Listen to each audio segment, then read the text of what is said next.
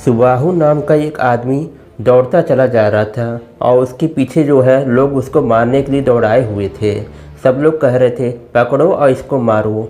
और सुबाहु अपनी जान बचा के वह एक ऋषि मुनि के आश्रम में प्रवेश कर गया। उसके बाद सुबाहु जो है ऋषि मुनि से कहता है कि आप मुझे अमृत का वरदान दे दीजिए। तो ऋषि मुनि कहते हैं ऐसा कोई आदेश मुझे देवताओं की तरफ से प्राप्त नहीं हुआ है। मैं तुम्हें यह वरदान तो नहीं दे सकता हूँ, लेकिन मैं तुम्हें दूसरा वरदान जरूर दूंगा जिससे तुम्हें जो है कोई अन्य लोग जल्दी नहीं मार सकते हैं। और उसके बाद वह हल्का सा मुस्कुराया और वरदान पाके वह ऋषि मुनि को बिना प्रणाम किए वह आश्रम से बाहर आ गया। उसके इस व्यवहार से ऋषि मुनि को काफ़ी आश्चर्य हुआ। दोस्तों, आज मैं आपको पुरुषोत्तम मास का निर्माण कब हुआ और इसकी महिमा क्या है और इस महीने में क्या करना चाहिए इसकी मैं कहानी सुनाऊंगा। हमारी कहानी कुछ ऐसी शुरू होती है कि सुबाहु आश्रम से निकलने के बाद एक जगह जाता है, वहाँ पे वह अपना रूप बदलता है। जो पहले निस्सहाय आदमी लग रहा था वह एक भयानक दैत्य के रूप में बदल जाता है कि सुबाहु ऋषि मुनि के वरदान पाके वह काफ़ी बलवान हो गया। और उसके बाद वह दूसरे ऋषि मुनि के आश्रम में जाके ऋषियों को मारना, कत्ले आम करना, यज्ञ कोई भी ना होना, जितने भी धार्मिक कार्यक्रम थे सब में बाधा उत्पन्न करने लगा। ऋषि मुनि के वरदान की वजह से कोई भी सुबाहु के सामने टिक नहीं पा रहा था और सुबाहु लगातार अपना अत्याचार करता चला जा रहा था। सुबाहु का अत्याचार पूरे पृथ्वी पर फैलने लगा और उसके बाद जो है ऋषि मुनि सुबाहु से काफ़ी भयभीत हो गए थे। और उसके बाद वो विष्णु भगवान जी के उनके शरण में गए और कहे प्रभु, आपके भक्त ने कैसा ये इस सुबाहु को वरदान दे दिया कि कोई इसकी मृत्यु नहीं कर सकता है और ये हम लोग को कत्लेआम किए चले जा रहा है। विष्णु भगवान अपने सैया पे सोए हुए थे और कहें आप तनिक भी चिंता मत करिए, विधि का विधान निश्चित है, सबके लिए एक समान जैसा है। जैसा सबके साथ में होता है ऐसा इस दुष्ट सुबाहु के साथ भी होगा, इसका भी अंत जरूर होगा। आप संयम बरतिए, सब कुछ अच्छा होगा। और उसके बाद जब विष्णु भगवान ऐसे आश्वासन दिए तो ऋषि मुनि को धैर्य हुआ और उसके बाद जो है उन लोग वहाँ से चले आए और पृथ्वी पे गुफाओं में जाके छिप रहे थे कि किसी तरीके से हम लोग अपनी जान बचा लें। लेकिन सुबाहु बहुत ही दुष्ट था, बहुत ही निर्दयतापूर्वक उन लोग को गुफाओं से खींच खींच के उन लोग की गर्दन काट देता था। जहाँ भी कहीं धर्म का काम होता था, मंदिरों में सब जगह वो विध्वंस कर डालता था, मंदिरों को तोड़ डालता था। ऐसा ही चलता रहा और कुछ समय बाद जो है सुबाहु जो है अपने गुरु के पास में जाता है और गुरु जैसे ही देखे और कहें आओ सुबाहु आओ, मुझे तुम्हारे ऊपर बहुत गर्व है। और सुबाहु अपने गुरु को प्रणाम कहता है और कहता है कि गुरुजी यह सब आपकी कृपा से है, अगर आपने मुझे मायावीर विद्या नहीं सिखाई होती तो यह वरदान मुझे कभी प्राप्त नहीं होता, ना मैं कभी भेष बदल के उसके पास में जाता और वो मुझे निर्बल और असहाय समझ के कभी मुझे वरदान नहीं देता। वह तो विष्णु का अनन्य भक्त है और विष्णु भगवान की उसके अंदर इतनी शक्तियाँ विद्यमान है कि वह कुछ भी कर सकता है। इसलिए तो मैंने धोखे से उसके पास में जाके मैंने वरदान लिया और आपने जो है कुछ लोगों को मेरे पीछे दौड़ा के मुझे निसहाय और असमंजस में डाल के उसको फंसा लिया मेरे जाल में और मेरा काम तो बन गया। और उसके बाद उसके गुरु कहते हैं हाँ यही सही है, इसीलिए तो मैंने तुम्हारी सहायता की है।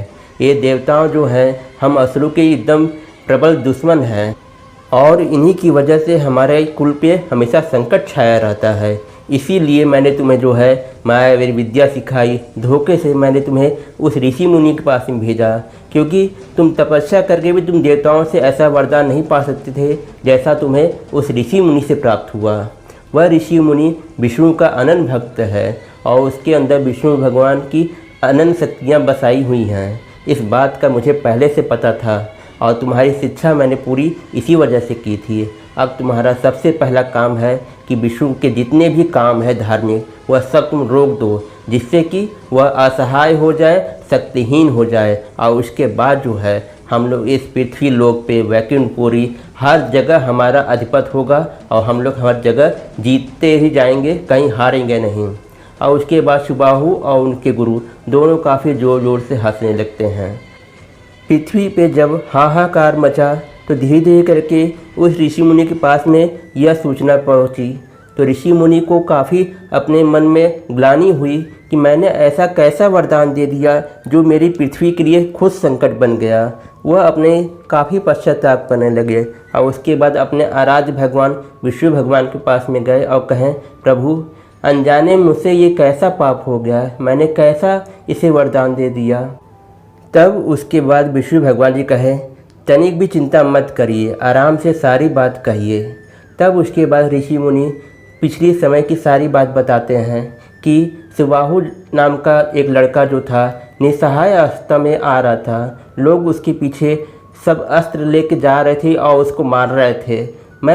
मेरे कुटिया में आने की वजह से उसने शरण लिया मेरा, और मैंने सोचा कि निसहाय है और इसको मैं जो है अपने पास में रख लेता हूँ, और मैंने उसे अपने कुटिया में शरण दे दिया।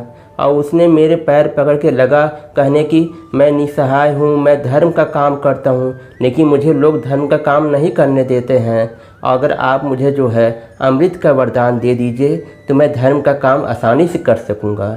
लेकिन मैंने उसे अमृत का वरदान देने से मना कर दिया। और उसके बाद उसने कहा, अगर आप मुझे अमृत का वरदान नहीं दे सकते हैं तो आप मुझे कोई दूसरा वरदान दीजिए। तब उसके बाद ऋषि मुनि कहे, दूसरा कैसा वरदान चाहिए तुम्हें, तुम अपने मुंह से बताओ। तब उसने कहा कि मैं साल के 12 महीने में ना मरूं, न मैं धरती में मरूं, न आकाश में, न पाताल में, न मैं सस से मरूं, न अस से मरूं, न जीव से, न मनुष्य से। उसके बाद ऋषि मुनि कहते हैं कि धीरे धीरे करके उसकी माया रूपी शक्ति मेरे ऊपर प्रभाव डालने लगी। धीरे धीरे करके मैं उसके वश में होने लगा और उसके बाद मैंने जो है उसके हिसाब से मैंने उसको वरदान दे दिया। वरदान पाके वह अत्यंत शक्तिशाली हो गया और जैसे ही कुटिया से बाहर निकला वह अपने असली भेष में आ गया। जो कि एक निर्बल लड़का था वह एक भयानक असुर के रूप में बदल गया और लोगों के ऊपर अत्याचार करने लगा। प्रभु अब बताइए मैं क्या करूं। तब उसके बाद विष्णु भगवान कहते हैं, आप तनिक भी चिंता मत करिए, आपने तो एक निसहाय की सहायता की है, आपने तो एक अच्छा काम किया है, लेकिन वह छल से काम किया है और छल का अंत तो छल से ही होता है। आप चिंता मत करिए, विधि के विधान से सब कुछ ठीक हो जाएगा। ऐसे आपका वीर नाम का जो शिष्य था वो आजकल कहाँ है। वीर का नाम सुनते ही ऋषि मुनि थोड़ा सा मुस्कुराए और कहें, धन्य है प्रभु, आपने मेरी समस्या का समाधान बता दिया। अब मैं जाके इस समस्या का समाधान मैं पृथ्वी लोक पे निकाल लूँगा। और उसके बाद ऋषि मुनि विष्णु भगवान को प्रणाम करते हैं और पृथ्वी लोक पे सीधा अपने उस शिष्य के पास में जाते हैं जिसका नाम वीर था। और उसके बाद वीर से कहते हैं, वीर अब तुमको मैंने जो विद्या सिखाई थी उसका प्रयोग करने का समय आ गया है। अब तुम जो है सुबाहु नाम के राक्षस का अंत करोगे। वीर तुरंत समझ गया और कहा, जो आज्ञा गुरुजी, जैसा आपने कहा है वैसा ही होगा, लेकिन मुझे तो यह नहीं पता है कि उसे कैसे मारना है। तब उसके बाद ऋषि मुनि उसके कान में सारी बात बताते हैं और कहते हैं कि इस विधि से तुम उसे मारोगे तो वो ज़रूर मर जाएगा। कुछ ही समय बाद जो है अधिक मास का प्रारंभ हो रहा है, जिसके बारे में न उससे कोई खबर है न उसके गुरु को कोई खबर है, और तुम आसानी से तुम उसे मार सकते हो। तब उसने कहा, ये पुरुषोत्तम मास अधिक मास क्या है। तब उसके बाद जो है ऋषि मुनि कहते हैं, हिरण्याकश्यप को मारने के लिए विष्णु भगवान ने एक माह अतिरिक्त बना दिया था, जो कि 3 साल के बाद में लगता है। इसमें जो है धर्म के काम किए जाते हैं। मनुष्य अपने अंदर के जितने भी गंदे तत्व होते हैं उनका त्याग करता है और धार्मिक कर्म और दान करता है, जिससे उसका यह लोक और परलोक दोनों सुधर जाते हैं। और वीर इसी माह के अंतर्गत तुम्हें उस असुर को सुबाहु को मारना है। वीर ने कहा, आप तनिक भी चिंता मत करिए, अब सुबाहु का पल ख़त्म ही हो रहा है, मैं तुरंत जाके सुबाहु को मारता हूँ। और उसके बाद जैसे ही पुरुषोत्तम मास शुरू हुआ और तुरंत वो जो है एक बहुत भयानक रूप ले लिया, एक भयानक छिपकली का रूप ले लिया, जिसमें जो है आधा वो मनुष्य था और आधा वो भयानक छिपकली के रूप में हो गया और ज़ोर ज़ोर से दहाड़ने लगा। उसकी दहाड़ सुन के सुबाहु डरने लगा कि ऐसा कैसा हो गया। और उसके बाद जैसे ही सुबाहु और छिपकली में भयानक छिपकली में लड़ाई होती है, बहुत भयानक लड़ाई होती है, लेकिन भयानक छिपकली ने सुबाहु को पल भर में उसे जो है अपने दांतों से पकड़ा और नोच के उसके सर के 100 चिथड़े कर डाले और उसे मार डाला। यह देख के उसके गुरु एकदम दंग रह गए कि जिसे मैंने अमृत जैसा वरदान दिलाया लेकिन वो भी नहीं सीखा। विष्णु भगवान ने छल से उस समय नरसिंह का अवतार लेके हिरण्याकश्यप को मारा था और इस बार अपने ऋषि मुनि को बता के एक भयानक छिपकली के रूप में मेरे शिष्य को मरवा दिया और उनके गुरु जो है डर की वजह से भयानक जंगल में जाके छिप गए। और इस तरीके से इस पृथ्वी पे सुबाहु नाम के दैत्य का अंत होता है। इस तरीके से तो यह मेरी कहानी यहीं पे समाप्त हो जाती है। दोस्तों, पुरुषोत्तम मास में जो है पूजा पाठ जप तप और अपने हर एक मनुष्य अपने अंदर के एक बुराई को त्याग करता है और अपने आत्मा को स्वच्छ करके अपना यह लोक और परलोक दोनों को सुधार करता है। और इसमें जो है हमारे पूर्वजों को भी आहार मिलता है, हमारे पूर्वज भी हमारे ऊपर खुश होते हैं अगर हम लोग अच्छे कर्म करते हैं, पुरुषोत्तम मास में पूजा पाठ करते हैं। इस तरीके से मेरी बात भी यहीं पे समाप्त हो जाती है। दोस्तों, अगर आपको यह मेरी कहानी पसंद आई हो तो इसे ज़्यादा से ज़्यादा लाइक करें, शेयर करें और मेरे चैनल को ज़रूर सब्सक्राइब करें और कमेंट ज़रूर करिएगा। मैं आपके कमेंट का बहुत इंतज़ार करूँगा। अब आप मुझे इजाज़त दीजिए, मैं अगले वीडियो में फिर एक नई कहानी एक नई जानकारी के साथ मिलूँगा। तब तक के लिए बाय बाय।